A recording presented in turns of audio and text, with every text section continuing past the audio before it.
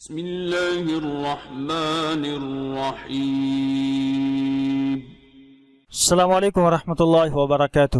ناظرین تکمت پھرس کا استقبال ہے مقرر ٹی وی چینل کے ایپیسوڈ تقریر کیسے کرے میں۔ ناظرین آج ہمارا ایپیسوڈ نمبر 105 اور آج ہم بات کرنے والے ہیں ایسی تقریر جو کبھی ناکام نہیں ہوتی۔ جی ہاں ناظرین، ہر مقرر کی خواہش یہی ہوتی ہے، ہر تقریر کرنے والا یہی چاہتا ہے کہ اس کی کوئی بھی تقریر ناکام نہیں ہو۔ تو ایسی کیسی تقریر ہوتی ہے جو ناکام نہیں ہوتی ہے؟ آج کی اس ویڈیو میں ہم بات کرنے والے، ویڈیو مکمل دیکھیے گا، بات کو سمجھنے کی کوشش کیجیے گا۔ تو آئیے شروع کرتے ہیں۔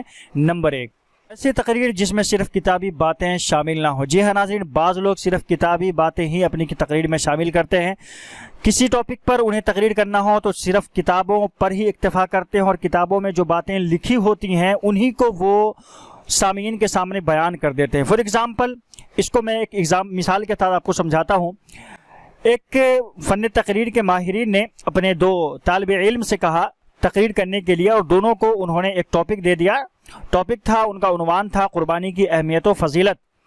اب ان میں سے ایک طالب علم نے رسالے پڑھیں، کتابیں پڑھیں کہ قربانی کی اہمیت و فضیلت کے تعلق سے، اور انہوں نے کتابوں سے اخذ کر کے وہ صرف اور صرف کتابی باتیں ہی شامل کی اور اپنی تقریر انہوں نے بیان کر دی۔ جبکہ دوسرے طالب علم نے محنت نہیں کی، کوشش نہیں کی، کتابیں کم پڑھیں، رسالے کم پڑھیں، معلومات کم حاصل کی، لیکن انہوں نے اس میں اپنے خیالات، اپنے جذبات، اپنی فکر، اپنی نظریات کو انہوں نے اس میں شامل کیا، اور دونوں نے اپنے استاد کے سامنے وہ تقریر بیان کی۔ کتابیں جنہوں نے پڑھ کر کے، کتابوں سے صرف اخذ کر کے جنہوں نے تقریر کی تھی، جس طالب علم نے، اس کی تقریر فیل ہو گئی۔ لیکن وہ طالب علم جنہوں نے کتابوں پر اور رسالوں کی باتیں کم اخذ کی اور اپنے جذبات اور اپنی فکر اپنی نظریات کو انہوں نے شامل کیا، وہ طالب علم جو ہے پاس ہو گیا۔ تو اس کا مطلب یہ ہے کہ ایسی تقریر جس میں صرف کتابی باتیں شامل نہ ہو، کہ صرف آپ لفظ بلفظ کتابوں سے لے کر کے ہی باتیں اپنی بیان کر دیں۔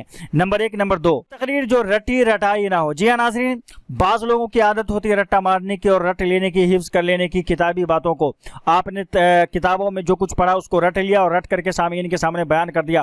یاد رہے کہ ایسی تقریر بھی فیل ہو جایا کرتی ہے، ایسے لوگوں کو بھی لوگ نہیں سنتے، اور ایسے مقرر بھی کامیاب مقرر نہیں ہوتے، اور نہ ہی ان کی تقریر جو ہے کامیاب ہوا کرتی ہے، بلکہ ایسی تقریر فیل ہو جایا کرتی ہے۔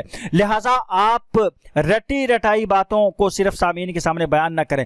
یہ الگ چیز ہے کہ آپ اس میں سے کوئی چیز آپ شامل کر لیں، کوئی چیز یاد کر لیں، کوئی چیز محفوظ کر لیں اپنے ذہن میں، یہ الگ بات ہے۔ لیکن پوری کی پوری تقریر کو رٹا مار لیں، آپ حفظ یاد کر لیں اور اس کے بعد سامعین کے سامنے بیان کریں، تو ایسے ہی محسوس ہوتا ہے جیسے آپ ان کے سامنے کتابیں دیکھ کر کے پڑھ رہے ہوں اور وہ ان سے کوئی دلچسپی نہیں لے رہے ہوں۔ لہٰذا ایسی تقریر بھی ناکام رہتی ہے۔ نمبر 2۔ نمبر 3، تقریر جس میں اپنے جذبات و خیالات شامل ہو۔ جی ہاں ناظرین، جیسا کہ میں نے آپ کو بتلایا، ایسی تقریر ہمیشہ کامیاب رہتی ہے، کبھی ناکام نہیں ہوتی، جس میں آپ کے اپنے تجربات، اپنے خیالات، اپنی فکر، اپنی نظریات، اپنے جذبات، یہ ساری چیزیں آپ کی شامل ہو، خود کی ہوں۔ فار ایگزامپل، آپ تقریر کر رہے ہیں قربانی کی اہمیت و فضیلت، لیکن آپ نے احادیث کہاں سے لینی ہے؟ کتابوں سے ہی لینی ہے، ترجمے بھی کتابوں سے ہی لینے ہیں، لیکن مسائل بھی کتابوں سے ہی لینے ہیں، لیکن اس کے بیان کرنے کا جو انداز ہوگا، جو طریقہ ہوگا، وہ کتابوں میں جس طرح سے لفظ بہ لفظ لکھا ہوا ہے ویسے آپ نے بیان نہیں کرنا ہے، بلکہ اس میں خود کے آپ کے اپنے الفاظ ہوں، اپنے خیالات ہوں۔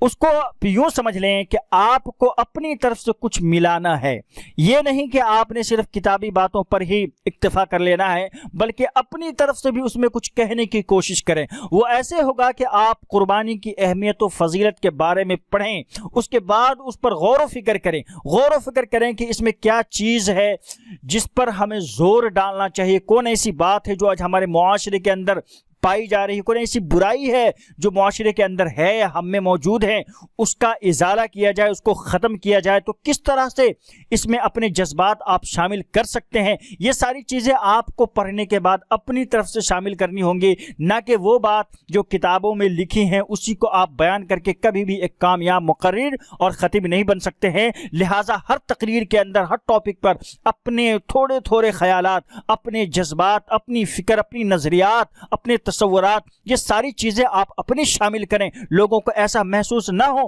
کہ آپ جو ہے ان کے سامنے کتابیں کھول کر کے ان کے سامنے بکے جا رہے ہیں اور پڑھے جا رہے ہیں، بلکہ ان کو لگے کہ بندہ جو کچھ بھی کہہ رہا ہے نہ صرف وہ اپنی زبان پر بلکہ اپنے دل سے، اپنی دل کی گہرائیوں سے 100% صحیح کہہ رہا ہے، اور اس کے تاثرات آپ کے چہرے پر بھی نظر آنے چاہیے. تو یہ ہے ناظرین 3 طریقے، وہ تقریر جو کبھی ناکام نہیں رہتی اور ہمیشہ کامیاب ہوتی ہے، وہ تقریر جس میں آپ کے اپنے جذبات و خیالات شامل ہوں، وہ تقریر جس میں رٹی رٹائی باتیں صرف موجود نہ ہوں، وہ تقریر جس میں صرف کتابی باتیں نہ ہوں بلکہ آپ کے اپنے الفاظ ہوں، اپنی باتیں بھی ہوں. ناظرین امید ہے کہ یہ ویڈیو آپ کو ضرور پسند آئی ہوگی. جاتی ہوئی ویڈیو کو لائک کر دیجیے گا، چینل پہ نئے تو چینل کو سبسکرائب بھی کر لیجیے گا.